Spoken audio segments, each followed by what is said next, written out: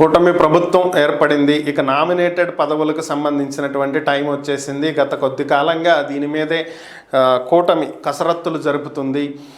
జనసేనకు 30%, బీజేపీకి 10%, మిగిలినటువంటి 60% సీట్లు టీడీపీ తీసుకుంటుందని చెప్పి వార్తలు అయితే వినిపిస్తున్నాయి. అయితే ఇక్కడ మ్యాటర్ ఏంటంటే చాలా వరకు పార్టీలో సీట్ల త్యాగం చేసినటువంటి వాళ్ళు 3 పార్టీల్లో కూడా మాకు నామినేటెడ్ పదవులు కావాలంటే మాకు కావాలని చెప్పి కీలకమైన పదవుల కోసం ఎదురు చూస్తున్నటువంటి పరిస్థితి.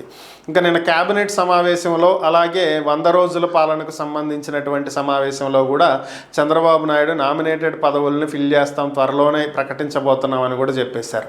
ప్రస్తుతం మనకున్నటువంటి సమాచారం ప్రకారం 2 లేదా 3 రోజులు, దాదాపు ఈ నెల 20 నుంచి 22 లోపు ఈ నామినేటెడ్ పదవులకు సంబంధించినటువంటి వివరాలు ప్రకటించేటువంటి అవకాశం ఉంది. అంటే సీట్లు పదవులు ఇచ్చేయటం జరగబోతుంది.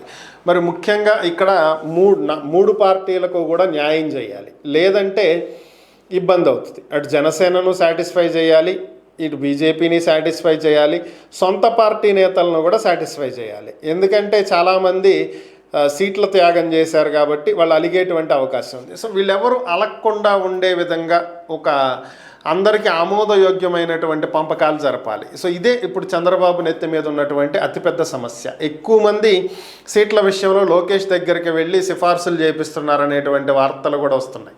మరి అందరినీ సాటిస్ఫై చేసే విధంగా, సంతృప్తి పరిచే విధంగా బాబు నిర్ణయం ఏ విధంగా ఉండబోతుంది? మరి అలకలు పూనేటువంటి నాయకులు ఎవరన్నా ఉన్నారా? బుజ్జగించేటువంటి ప్రయత్నాలు జరుగుతాయా? ఏదీ లేకుండా సజావుగా అన్నీ సాగుతాయా? 2-3 రోజుల్లో తెలియబోతుంది.